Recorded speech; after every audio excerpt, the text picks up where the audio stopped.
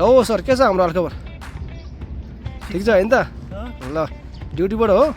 Duty सकेर ल duty सकेर आउनुभयो त अनि कस्तो छ त कामहरू चाहिँ ठिकै काम भने उस्तै हो नि त 9 घण्टा भलियो 8-9 घन्टा भयो आयो हैन त ल ठिक छ अनि सरको घोडा यही हो सर ड्युटी जाने मेरो ड्युटी जाने घोडै यही हो घोडा यही हो नि त ल ठिक छ भनेपछि अनि यो घोडा चाहिँ लिएको यो कति भयो त घोडा लिएको भयो हो 2 महिना हुन लाग्यो 2 महिना भयो है भनेपछि 2 महिना चाहिँ यसले खास यसको रेन्ज चाहिँ कति रहेछ त रेन्ज 60-80 त्यस्तै भन्छ होला तर मिनिमम भनौँ न 60 चाहिँ दिन्छ 60 जहाँसम्म लाग्यो कुदाएको अनुभवले अनि तपाईँको एकचोटि चार्ज गर्दाखेरि चाहिँ यो कति दिनसम्म टिक्छ खास एकचोटि चार्ज गर्दाखेरि लगभग मेरो रुमदेखि स्टोर भनौँ न आउन जान रेन्ज 8 देखि 10 किलोमिटर 10 किलोमिटरलाई चाहिँ अब एक हप्ता चार्ज नगरी चलाउँदा पनि चार्ज चाहिँ तपाईँको 4 स्टेकमा अब 2 स्टेक चाहिँ एक हप्ता चार्ज नगर्दा नि रिमाइनिङ नै स्टार्टिङमा त राम्रो छ नि त राम्रै छ त्यही हेर्दाखेरि पनि तपाईँको यो डिजाइनहरू चाहिँ अरूको कम्पेयरमा चाहिँ राम्रै देखाएको थिएँ राम्रै छ अनि यो चाहिँ तपाईँले कतिमा लिनुभयो त यो तपाईँको अलमोस्ट 1400 भनेपछि 1400 भनेको नेपालीको अहिलेको म कति पऱ्यो 50 जति पर्छ होला है बढी जान्छ 50,000 जान्छ मिनिमम 1000को होइन 40,000 40,000 त 400 कति हो 8 12 8 होइन जो 50,000 भन्दा उता कट्यो 56,000 50,000 रेन्जमा कट्यो भने चाहिँ जो साउदीमा ड्युटी जानको लागि यताउति गर्नको लागि साथी भएको छ सपिङ गर्न यताउति गर्नलाई सामान जान होइन 20-30 किलोमिटर 50 किलोमिटरसम्मको रेन्जमा सपिङ गरेर आफूलाई हप्ता महिना दिन खाने रासन पानीको जुगाड हुन्छ गरिदिएछ इजी छ ट्याक्सी लगाएर भाडा लागेन नभए त ट्याक्सी चढ्नु त यहाँ फेरि उयो ट्याक्सी चढ्नलाई त अब मिनिमम थोरै पछाडि लगाउँदिन्छ 15 देखि स्टार्ट भइहाल्छ चढ्ने बित्तिकै त्योभन्दा आफै लग्यो होइन यो त कति हो कति धेरै सहुलियत भनौँ न बचत सही भयो इलेक्ट्रिक कम्पेयर आफ्नै स्टोरमा काम गर्ने स्टाफहरू टाढा टाढादेखि अब मेट्रोमा आउँछ नि त रुमको इस्युले गर्दा तिनीहरूले पनि मन्थली लगभग तपाईँको 150-200 होइन बस सकेर हुन्छ नि त मेट्रोको लागि मात्रै खर्च गरिहाल्छ अब त्यसैले हामीले जोड्ने हो भने मिनिमम 150 खर्च गरेछ होला होइन 12 महिनामा कति खर्च भयो त त्यसको 1800-2000 खर्च भयो नि खर्च भयो 1 वर्षमा चाहिँ गर्दाखेरि यसो हेर्दाखेरि यो चाहिँ बेस्ट लाग्यो क्या मलाई इलेक्ट्रिक स्कुटर भनौँ न ड्युटी आउने जाने नर्मल तपाईँको अब धेरै टाइम पनि लागेन समय पनि बचत होइन धेरै भनेको 10 मिनट लाग्ला ड्युटी पुग्न आधी घन्टा अगाडि उठेर यसो ब्रस हानेर नुहाएर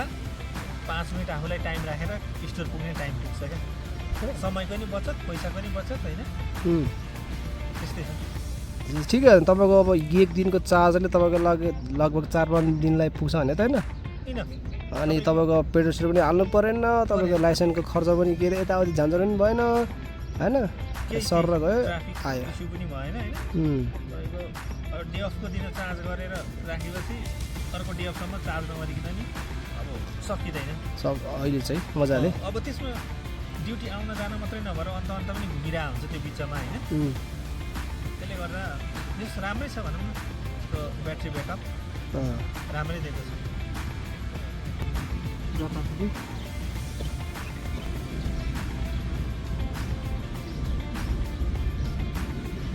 यदि यस्तै यो स्कुटर चाहिँ हाम्रो नेपालतिर भइदियो भने अलि राम्रो हुन्थ्यो होला होइन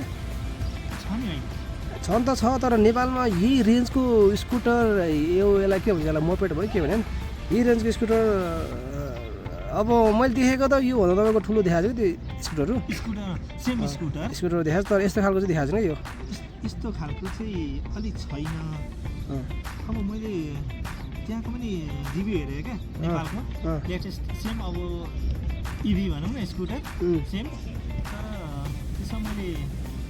मोटरको स्पेसली वाट हेरेको अब स्कुटर चाहिँ ठुलो छ यसको होइन होइन हेभी स्कुटर हेभी तर मोटरको वाट चाहिँ तपाईँको 250 मात्रै क्या त्यो भनेको यो 3000 होइन यसको मोटर तर हेभी छैन सानो छ यो 3000 वाट छ मोटर अब त्यो चाहिँ त्यत्रो हेभी भएर पनि तपाईँको 250 मात्रै वाट क्या अब त्यसको विशेषता के होला त त्यो खासै मैले चाहिँ ग्राहक चाहिँ सेटिस्फाई हुन्छ जस्तो लागेन त्यो वाट हेर्दाखेरि होइन पावर एनर्जी हेर्दाखेरि चाहिँ त्यो भोलिको दिनमा सायद मैले यसो हेर्दाखेरि म गएर चाहिँ हेरेको थिएँ कस्तो के हो भोलिको दिनमा सायद यस्तो पनि आउन सक्छ तर यदि यही कुरा चाहिँ यदि नेपालमा लग्यो भने कि पोसिबल छ होला त होइन फाइदा त छ तर अब कस्तो हुन्छ भने सायद भन्सार त किन्नु पर्ला नि खोइ या त्यो चाहिँ अब उतै गएर सोध्नु हुन्छ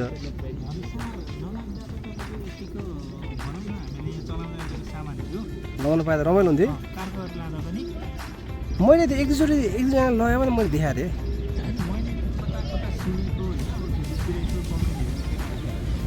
लगाएको थियो त्यो सानो खालको होइन थाहा भयो पार्सल खोलेर तपाईँको टुक्रा टुक्रा बनाएर लगेजै हुन्छ नि त 30-35 किलोको एउटा लगेजमा नै अटो अब यो चाहिँ हेभी भएकोले गर्दा 30-35 किलो भएकोले गर्दाखेरि अलिक अप्ठ्यारो पर्ला जस्तो लाग्यो यो कति किलो छ अरे यो त्यो तपाईँको जुन डेलिभरी पास आएको छ त्यसमा 32 केजी लेखेको छ 32 केजीको मैले अनलाइन हेर्दा चाहिँ लगभग 34 किलो भनेर मेन्सन गरेँ लगभग 35 किलोकै तल राखौँ न 35 किलोको सामान लाँदाखेरि त भन्सारै पर्छ होला तिर्नुपर्छ होला होइन किनभने तपाईँको लगेज अब नेपाल के अरे उता जाने भयो त तपाईँको अलिक कुनै प्लेनमा गयो भने 40 केजीसम्म पाइन्छ अब 35 केजीको त यही सामानै छैन 35 केजीको सामान हेर्दा पनि तपाईँको अब लगेजमा यस्तो इलेक्ट्रिक मोटरहरू लान नदिला नि त खोइ अब यो हालेर चाहिँ किनभने यो त अब स्पेसली पार्सल पठाउने हिसाबले प्याकिङ गर्नु पर्यो होला भनेपछि कार्गो गऱ्यो भने आनन्द हुन्छ कार्गो चाहिँ गर्नुपर्छ जस्तो लाग्छ कार्गो गर्दा ठिक हुन्छ भनेपछि नेपालमा चाहिँ फाइदै हुन्छ तर कार्गो महँगो पर्ला हुन्छ होला लगभग 8-10 रुपियाँ किलो पर्छ होला खोइ मैले सुनेको त 14-15 रुपियाँ भनेर सुनेको थिएँ अब तपाईँले 8-10 रुपियाँ त्यो सुन्नुभएछ मलाई पनि थाहा हुँदैन 14-15 रुपियाँ किलो रियाल पर्यो भने पनि त्यो कति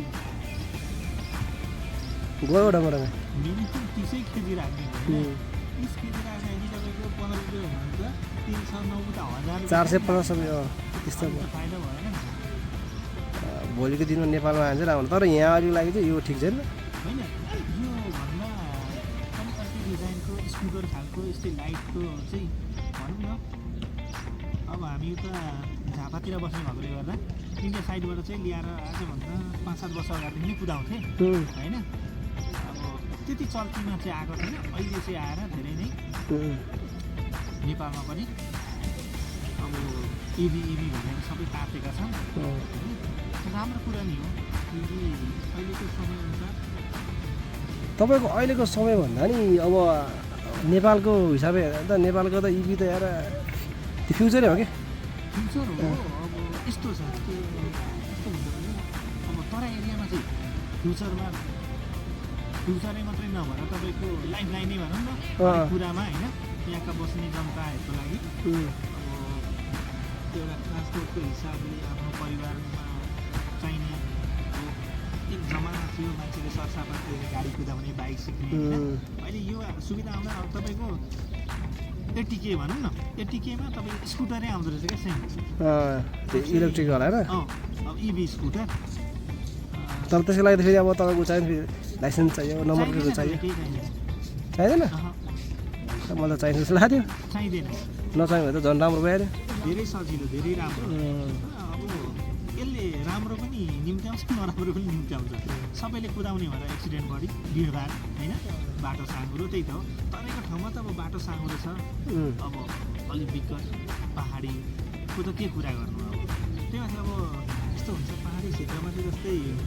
कुदाउन यस्तै अफ रोड भन्छ नि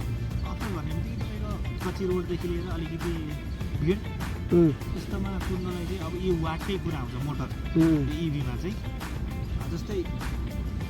मैले कतिपय हेरेको लाख रुपियाँसम्मको नेपालको एक स्कुटरमा 200-250-300 वाटको मोटर छ। त्यो भनेको चाहिँ अफरोडमा पनि मैले यसो जान्दा खाल्टा खाल्टीमा चाहिँ अलिक गाह्रै होला जस्तो लाग्छ। फेरि अब हाम्रो नेपालको त्यो कन्डिसन कुरा उकालो ओह्रालो छ पर्छ खाल्टा खुल्टी पर्छ। अनि त्यो हिसाबले चाहिँ अलिकति मोटरमा चाहिँ ध्यान दिएर किन्दाखेरि राम्रो धेरै राम्रो मोटरै हो सबैभन्दा ठुलो। अब पहिलो कुरो ब्याट्री भयो, ब्याट्री ब्याकअप, त्यस पछाडि त्यसलाई कुदाउने त मोटर त हो नि, स्पिड अफ त्यसको। त्यसले गर्दा मोटरमा चाहिँ मिनिमम पनि 1000 भयो भने चाहिँ धेरै राम्रो। त्यो त अब स्कुटर त सानो स्कुटर न हो ठुलो 80,000 1 लाखमा भयो। अब के भन्छ लोड पनि ताजा, अफरोड पनि कुदो, अलिकति सानोतिनो हाइटमा पनि उकालोमा पनि चढ। पैसा खर्च गरिकन त्यो हुँदा चाहिँ राम्रो। त्यो चाहिँ अब कतिपय अब अलिकति जान्ने बुझ्ने चाहिँ अब वाट हेर्छ त्यसको होइन, स्पेसली के छ कमी कमजोरी अलिकति इन्टरनेटमा पनि हेरेर किन्ने गर्नुहुन्छ। अब जसलाई थाहै छैन अब स्कुटर देख भयो त्यसलाई किन नि त थाहा हुनेले चाहिँ त्यसको तपाईँको राम्रो पक्ष र नराम्रो पक्ष हेरेर बरु 2-4 हजार 10-20 हजार थपेर राम्रै क्वालिटीको लिन्छ। थाहा नहुनेले यसो आयो हेरो स्कुटर हो कुच्च त्यसरी किन्ने हो। तर किन्दाखेरि अलिकति यसको ब्याट्री ब्याकअप अनि तपाईँको मोटरको वाट हेरेर पावर हेरेर किन्दा लामो समयलाई काम दिएको। ल तपाईँको यो सानो तपाईँको जानकारीको लागि तपाईँलाई धेरै धन्यवाद छ। अब मैले यो खासै किन पनि भनेको भन्दाखेरि अब हाम्रो नेपालमा चाहिँ त्यो इभीको धेरै चान्सेस पनि छ र हाम्रो नेपालमा चाहिँ इलेक्ट्रिसिटी आफै त्यहाँ बन्ने हुने कारणले गर्दा चाहिँ त्यो इलेक्ट्रिक भेहिकलहरूलाई चाहिँ अलिकति प्लस पोइन्ट दिनुपर्छ कि भन्ने सोच विचारले चाहिँ तपाईँको एउटा सानो भनौँ न तपाईँको आफ्नो एउटा अनुभव चाहिँ मैले लिएको हो। त्यसको लागि तपाईँलाई धेरै धन्यवाद है त।